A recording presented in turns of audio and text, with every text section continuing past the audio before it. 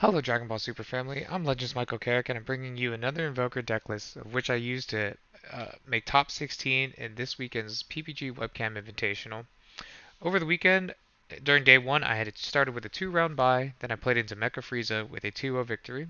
For those playing Invoker trying to learn that matchup, the matchup goes as follows. You want to turn 1 charge Mono Blue, don't play anything, pass. Turn 2 charge Blue Red, don't play anything, pass. Turn 3 you want to charge Blue Red, then play your top, and then go off. For this purpose, you do not help the Mecha Frieza player awaken. You don't let them use U9 Assemble to add more pressure. If they feel like using U9 Assemble just to help self awaken, all they're doing is drawing extra cards, but they don't actually get any battle cards to pressure you down. If they choose to play the Black Mass Saiyan on turn 1 and start attacking to help themselves self-awaken, do not attack the Black Mass Saiyan back as they will just sparking a Nimbus, which will help them awaken even faster. So therefore, you simply just, as I stated earlier, play in a way to avoid U9 Assemble. That way they can't awaken until you're about turn 4 and you're in a cushy position. And that's if they choose to speedily self-awaken. Then after that, I played into VJEX. I got O2'd. I definitely made some mistakes during game 1 and 2, in which I helped him I helped him awaken. He played a self-awakener on turn 1, then passed to me, and then I attacked him, and then he played 2 more self-awakeners and self-awoken and beat my brains in. Um, and then my fifth game, or the fifth round of the day, I faced into Red Broly, which is unequivocally Invoker's worst matchup. I lost the die roll, and I thought that was where my tournament run was going to end for the weekend. But fortunately, I did see Violent Rays on turn 3 and 4, and on turn 3, he desperately tried to go all in under Violent Rays with a 15k, and my hand was huge at that time since I offered nothing. I comboed out of all the leader crits as much as I could, and then he went all in with his 15k, comboed up to like 65k, and of course Invoker is a deck full of 0 for 10ks or 1 for 10ks, so I out comboed, and from there I had 4 cards to his 0 in hand, and since Red Broly doesn't actually generate card advantage, I out parried him to the end of the game for game 1. Game 2 happened in a much similar way. I saw Violent Rays again, game 3 and 4. This time he went all in on turn 4 and under Violent Rays, and I once again out comboed it, and the game was over from there. Um, and then in round 6, I faced against Dark Broly. I took game 1 pretty handedly as expected, and then game 2, I made a misplay, which I missed a draw. Ultimately, which cost me because I lost combo to him on game 2 by 5k power, and then we drew in time. And then my first round of top 16 in day 2, I mashed into King Piccolo, and I got punished for the first time ever for only playing 2 Energy Explosion, as I needed to burn him for 7 life, and my second Energy Explosion was the last card of my life, and I had already gone through my entire deck. I tried to win through Victor Strike, and Victor Strike sat on board for 2 turns, and I just couldn't get through. His multiple Violent Rays in hand. And then game 2 I won going on the die roll or going first, and then game 3 I could not get through all of his preparations for the matchup. So I definitely as the Invoker deck versus King Piccolo matchup, it's heavily reliant on winning game 1, which should be very positive in Invoker's favor. However, like I said, having that only playing 2 energy explosions definitely cost me the game 1 and ultimately my tournament experience. So I definitely will be playing 3 going forward. Okay, so we'll go right into the deck. Of course, my leader is Son Goku, and on the backside it is Ultra Instinct Son Goku, Limit Surpassed. He has an Activate Battle where he says, when this card is in battle, you can choose one extra card in your hand, place in the drop area, and then you may take up to 1 life, then draw a card, and your leader gains 5k for the battle, and then you negate this skill for the battle. A quick note, that is once per battle, not once per turn. So you can use it every single battle, allowing you to cycle a bunch of cards if they pressure you heavily, and it makes your leader a 15k base. This is an incredibly powerful effect versus those more fair decks that have to attack for 10k on the front side. They have to spend extra cards to combo out, and then hope you don't have a way to gain 5k more power on top to get out of it. Versus decks that attack with 15 as their base power all the time, those decks are much more challenging for this deck to deal with. You must find early beans to really stave off the damage. Then his Awaken Surge condition is choose 1 red and 1 blue card in your hand, place it underneath this card, and you may draw 3 cards, choose up to 1 of your energy, flip it over, switch it to active mode, and then flip the card over. On the backside, we have an Activate Main / Battle, which makes this very powerful because you can use it during your turn out of combat or during either player's turn in combat. Once per turn, you may use this ability. If your leader is at 5 or less life, you can choose one of the following abilities. The first ability It says if you have a Universe 7 card in play. Now it's very interesting that it says card instead of battle card, because this means future support for the deck could exist in the form of a field card or a better version of top that also has a Universe 7 tag, or maybe a card like that Tree of Life that Turles has, but it's not really a field card, but it's another card that stays in the battle area. Maybe something like that that has Universe 7 tag. That'd be really cool, allowing you to use this effect on either player's turn. But anyway, moving on, it says if you have a Universe 7 card in play, you may draw a card. Then you may look at your opponent's hand and remove any battle card or extra card uh, that has 35k power or less.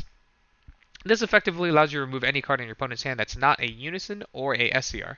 And then the second effect has no requirements other than the remove one bullet underneath this card. It says you can add up to 3 multicolor extra cards from your drop and or warp to your hand, allowing you to effectively prepare for the oncoming onslaught for your opponent. A lot of times you're going to use that second activate battle on your opponent's turn to really, once you gauge what they can do with their turn, you can grab the exact 3 extra cards you need to outplay their turn and make it so they pass the turn back to you. Going right into the deck, we are still playing the Apex of Victory, or Apex of Power. It is the unequivocally best SCR for the deck, of course. It only casts for 5 energy once you have 5 multicolor extra cards in your drop area. If you're playing against the deck, make sure you check your opponent's drop area when they try to play Apex to make sure they do meet that condition. Once they do, this negates all cards in all of your opponent's areas except for their extra cards. So this is future proof to negate unisons as well. And that negation lasts until the end of your opponent's turn, making it a better version of Fu Shrouded in Mystery. And additionally, it comes equipped with the Victory Strike keyword skill, which states if it connects with your opponent's health, they lose the game. We are playing 2 copies of Energy Explosion. I did mention that I'm going to bump that up to 3 to avoid losing out to decks that have more than 8 health in game 1, such as like Launch or King Piccolo. With 2 of these and no beans, I can effectively only burn for 7 to 8 damage in a turn. With 3 of these in the deck, I can burn all the way up to 12 damage in a turn. So we're definitely going to bump this card to 3, mainly strictly just to avoid having that scenario happen again where I have 1 as the last copy in my life and I need to burn at least 6 life. Additionally, having a 3rd copy in the deck gives me something easy to side out versus decks like Dark Broly, or versus decks that essentially take themselves to 4 life, right? And then we play 4 copies of Son Goku Rival Seeker. Of course, it's the other shoe that goes with the 1-2 combo. So on turn 5, you cast Rival Seeker for 3 energy. Use this activate main, which adds up to 2 multicolor, or I think it actually has to add exactly 2 multicolor extra cards to your hand.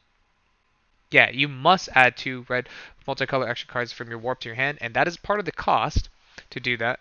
So if you can't do that, you can't do the second part. So you add 2 cat blows to your hand, and you play the 6-drop on top, and the 6-drop will allow you to reset the 3 energy you use for this card, allowing you to use those 2 cat blows to burn for 3 damage. So for each copy of this card that you have, each pair of combos that you have for this card, that's 3 damage. And this doesn't even include like copies of cat blow that you have in your hand to begin with, or your leader effect picking up an extra cat blow. So if you get really creative with the final turn of this deck, you can do some outrageous amounts of damage. And of course, we're playing 4 copies not only to see it by turn 5, because we do want to see this card early game versus aggro decks. As long as you have a red-blue multicolor extra card in the drop area, this card is a 0 for 10k combo power. It's kind of like the perfect card that they added to support this deck. And we are going to continue to only play 3 Super Saiyan Blue Vegetas Inspired Techniques going forward. This card is a terrible card to see anywhere before turn 3 or anywhere after like turn 4. A lot of times you're forced to charge extra copies of this card. This card is a 1 for 10k card. It doesn't do much for your deck outside of Awakening. And versus a lot of matchups, you don't even get to play this card, especially games 2s and 3s when people put in outs for this card. So playing a 4th copy of a card that I'm going to have to side out is not the same as playing a 3rd copy of a card that I want in the main deck and then I might side out. Additionally, you're only going to resolve this card once per game. If they get rid of it, you're not going to spend your resources to resolve a second one. Ideally, you're just going to defend with your extra cards. So we're going to keep this card at 3. We're playing 4 Beerus Divine Obliterators as our super combos. There's it's a 8 life super combo, allowing you to combo out of crits really early versus Dark Broly. It enables Cooler and Arrival plays from the side deck. It also is a red-blue card, so you can charge it, which comes up a lot. In this deck, a lot of players, when they pick up this deck, one of the mistakes they make is they don't want to charge one of their cards. one of their red blue like extra cards because you need that to draw with your leader, and you don't want to charge a mono blue card because Invoker only applies to red blue energy. So oftentimes you're going to have to charge a red blue Beerus if you don't have a free charge like a Vegeta or your third 6-drop or like a Rival Seeker. So your Beerus comes in as a charge oftentimes to keep your energy red blue. Additionally, it is a Universe 7 card. So on turn 5, if you're playing against like Dark Broly for say, and game 2 and 3, you can cast the Beerus for 2 energy. They either Super Kamehameha this card right now, or they never Super Kamehameha again, because then you can use your leader effect to look at their hand, rip away the Super Kamehameha, and then go for your Rival Seeker play into your burn combo, and you can kill them that way. So that matters a lot. And then there are some future side deck choices, such as like Universe 7 Assemble, which can add a Beerus from your deck to your hand or from your drop to your hand. So those are neat interactions that you can use with this tag. We play the full suite of what I call 12 or fetch cards. All 3 of these cards have the same activate main at the bottom, where you can warp them from your drop. Look at the top card of your deck. If it is a multicolor extra card, you may reveal it to your opponent and then add it to your hand. Something to note about this activate main and your leader's activate main battle: they both say multicolor extra cards. They don't specifically state red blue. When I first played the deck, I did try in a tricolor version to try other multicolor extra cards such as Frost Deadly Poisons. If this format does slow down enough, I probably will go back to something like that. But that's very interesting for other people out there to experiment. Maybe they'll find some kind of tricolor version of this deck that will break it. But going over these cards real quick. So Royal Condemnation, by far the worst of the 3 cards. It has a applicable effect where you can cycle, or where you can counterplay a battle card coming into play that's 8-drop or less, and you can send it to the bottom of the deck instead of being played. It is uniquely one of the few counterplays in the game that affects SCRs from coming in and then can actually deal with them, so that is neat to know. Otherwise, most of the time you want to cycle this card away first because it's not going to really do much in the game. You're really just using it for this activate main, and it's just like the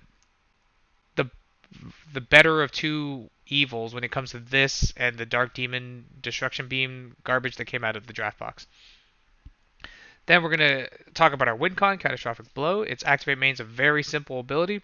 As long as you control a red-blue multicolor Son Goku card in play, just to note, in play means in your actual play area. Your leader is considered not in play, which is a really weird thing to note. So that requires you to have a Rival Seeker or your Energy Explosion or that 2-drop from the starter deck that nobody plays in play to be able to activate this card. Or you could have no battle cards in play. So those are your 2 conditions you must meet. And if you do, you just simply deal 1 damage to your opponent. This is, of course, our burn card. And you can recycle this a lot. Also, early game, you want to make sure you get 2 of these into the drop at least. If you need to do more than 4 damage to your opponent's life, you're going to have to hold some of these in your hand, at least 1 in your hand and 2 in the drop. Otherwise, you can find a way to like make it so your leader picks one up later if you need to cycle more cards. There's a lot of experimentation to do. I strongly urge players that are taking up this deck to just sit there and figure out how to do like your 5 through 12 life damage combos before you take this deck into an event and struggle and figure it out there.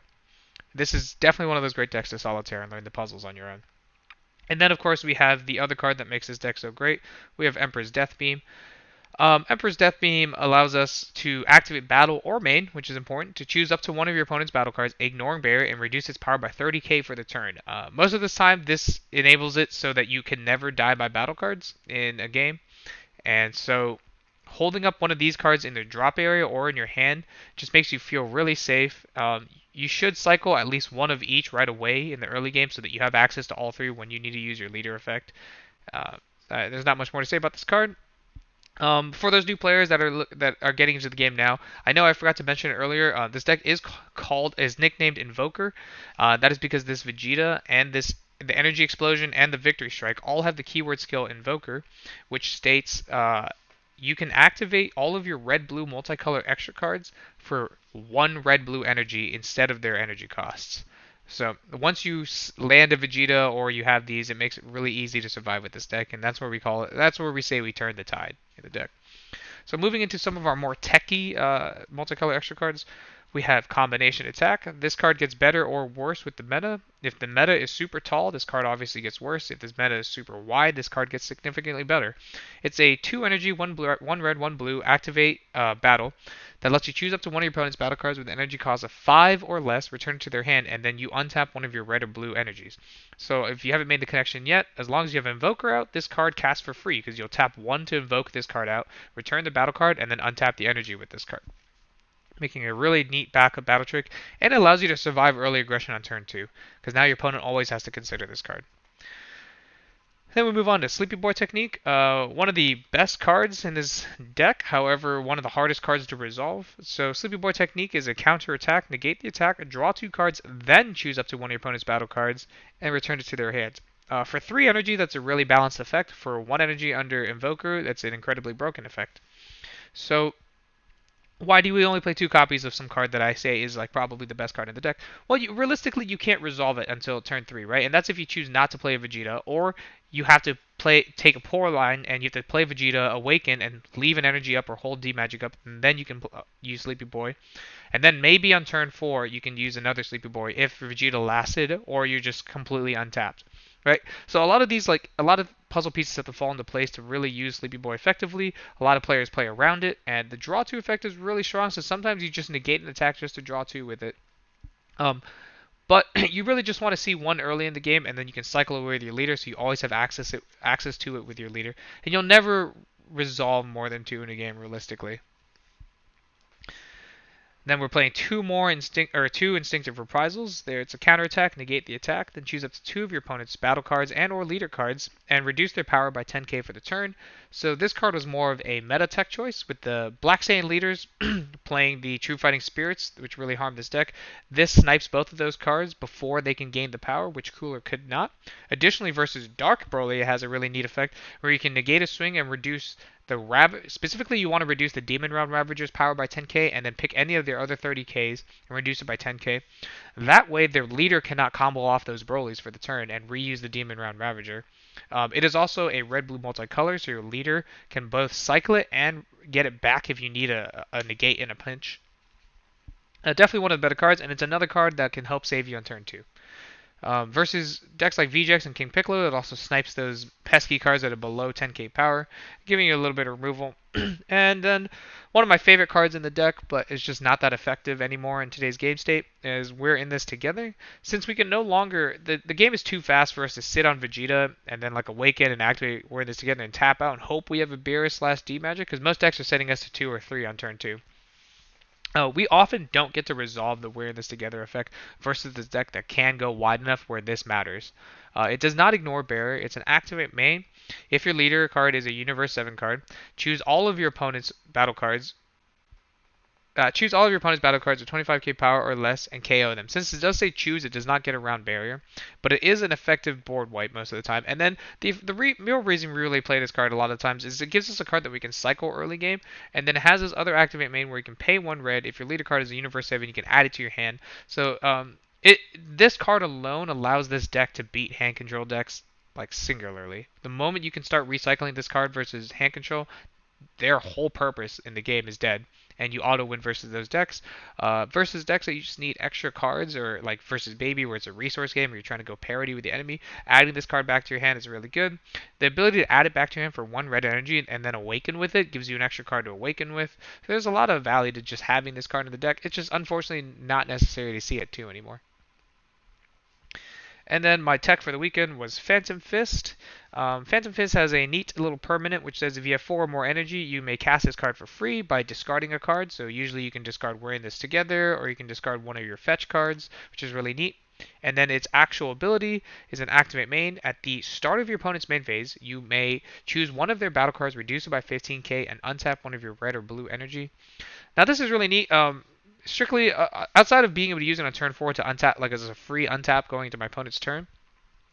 Like there's a world where you can like play Vegeta on turn 4 and then cast this for free, and now you have 2 energy going into your opponent's turn, making it so you don't have to awaken. But it also gives us some semblance of removal like early game. So on turn 2, Invoker doesn't really do much, and we can use this to remove like Chapels early game. We can use this to remove Black Massanes without having to attack. We can use this to remove Bardock the Resolutes without having to attack, or if our attack fails, while getting an energy back going into their turn so that we can defend our life afterwards.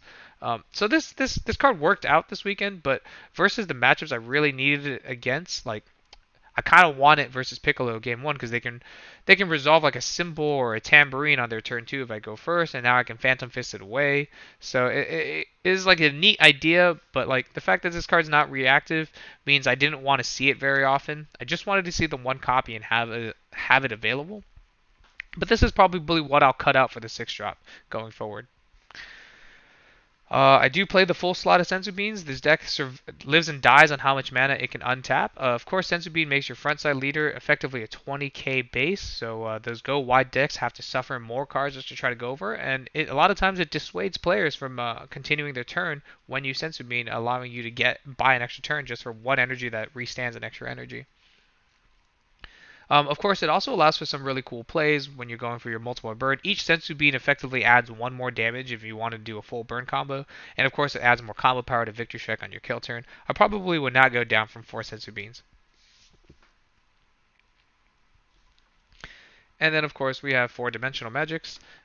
We are playing 2 colors in this deck. We're playing like red and then the actual good color that we want. So we're going to play the dimensional magic negate. It negates the attack and then it stands up 2 energy, which of course I just mentioned how this deck lives and dies off manipulating its energy. It has a sparking effect which you can use, so you can tap out Vegeta, feel pretty safe with the dimension magic.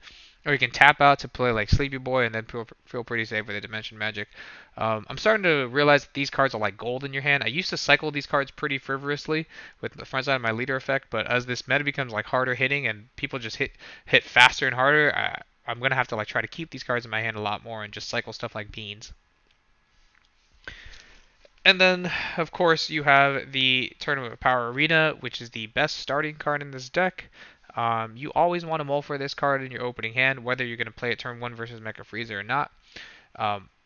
You have about approximately like 41% chance to see it in a 6-card hand. See one copy in a 6-card hand. So if you miss on it, you definitely want to mull all 6 again. The only scenarios where I would say you don't want to mull all 6 are if you're playing versus like Dark Brawler, you need to keep a Violent Raise. You're playing against like Red Brawler, you need to keep a Violent Raise. Most other deck, there's almost no reason to keep another card in your hand. So yeah, this is definitely the ideal opener. This card, for those who don't know, it's our field card, like the opener for the deck. If your leader is a Universe 7 card, it negates the energy exhaust of all of your red-blue cards in your deck. So now you can play all your red-blue energy for free, meaning we don't have to play check lands. And then it has this Activate Main, which for many Magic players is similar to Sensei's Divining Top, where it looks at the top 3 cards of your deck. The fact that it says look is really important, because if those are the last 3 cards of your deck, you can still look at them, because they exist in your deck still. You can look at the top 3 cards of your deck, and then you can reorder them in any order, and then place them back on either on the top of your deck or the bottom of your deck, which is really neat. Of course, this helps you facilitate your fetch spells, so you can make sure you hit with those. But yeah, it's very obvious. We just need to see this card. You can also cycle extra copies away with your leader later, which is really convenient. And then, of course, our meta call, we continue to play 4 Violent Rays to make sure we guarantee our win against Dark Broly, have some semblance of beating Red Broly. It has some effective uses versus King Piccolo and Mecha Frieza, as they have a bunch of cards that swing over 20k. And anything that swings less than that is not really a threat for this deck, so the Violent Rays can come out versus those other decks. A lot of people that are picking up this deck start wondering, like, what do you think is an ideal mulligan? Do you ever keep your win cons in your hand when you open? Do you keep Vegetas in your hand when you open? And a lot of times I'm going to say to that, you definitely do not keep your win cons in your hand. Like, you don't want to see any of these cards until you get closer to turn 4 and 5. So you won't keep those at all. You only keep a Vegeta if you're on the play. If you're on the draw, it's a lot scarier to cast Vegeta into, like, an aggro deck that's pushing you to 2 life on 3. But when you're on the play, you're going to get to 3 pretty healthily, so you're going to just cast Vegeta and you're going to be pretty comfortable with it. Otherwise, you generally want to keep a Tournament of Power Arena, a mono blue card to charge with it. In a perfect world, it'd be 2 Tournament of Power Arena, so the second one is not dead. And then once you have a Tournament of Power Arena and a mono blue card, you may keep any fetch spells The more fetch spells you can keep, the better. It can be any of them. It can be Catastrophic Blow, it can be Death Beam, it can be Royal Condemnation. In a perfect world, it'd be Catastrophic Blows, of course, because you want to get them in the drop early, right? If you don't have any fetch spells and you just have mono blues, don't throw away the rest of your hand yet. You definitely need to keep at least 1 or 2 extra cards just to be able to cycle with your leader. The worst thing that can happen for you is that your opening hand is going to be a mono blue card at top and then 4 battle cards, so that your leader does absolutely nothing. Um, so cool. Going into the side deck for today's event, I'll talk about why I made some of these choices and what I would change.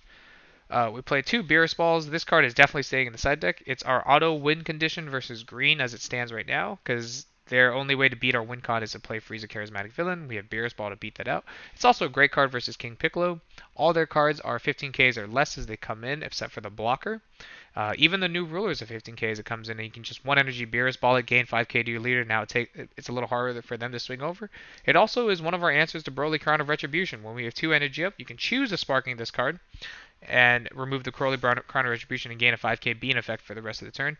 For those who don't know what the card does, it's counterplay if your leader is red, which we are, and your life is at 4 or less most of the time versus the decks that we play this card versus it will be at 4 or less because they're pushing our stuff in. If the battle card being played has a power of 15K or less, it's sent to the drop area instead of being played, and then your leader gains 5K for the rest of the turn.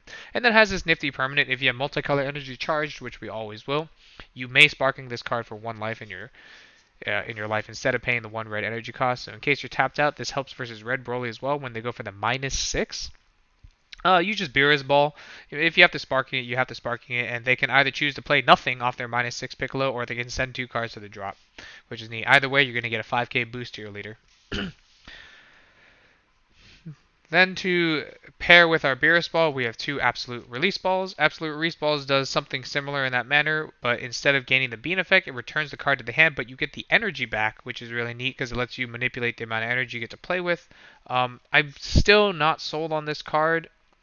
This card hasn't really done much for me. The only deck I'd really play this card versus is like King Piccolo, and I kind of took him out in my game 3 because I realized that the card doesn't really do much. Like putting a crown back in their hand is pretty bad.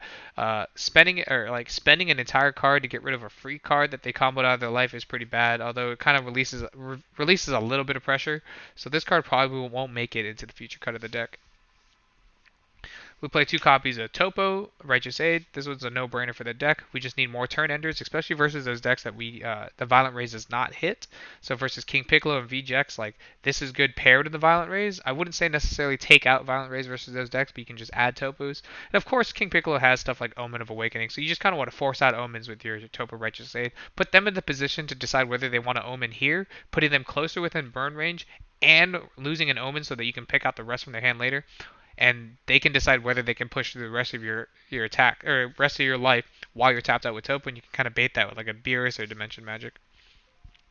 Play 2 copies of Super Saiyan Blue Kaioken Son Goku Concentrated Destruction. Not for the mirror match, funny enough, but we played it for Mecha Frieza. Mecha Frieza has 2 battle cards that strongly hinder this deck. They play a Slug that prevents us from drawing outside of our leader effects, and then play a Goku that makes us pay 1 extra mana for any extra card we play. So this for 2 energy can remove both of those. Those have barrier.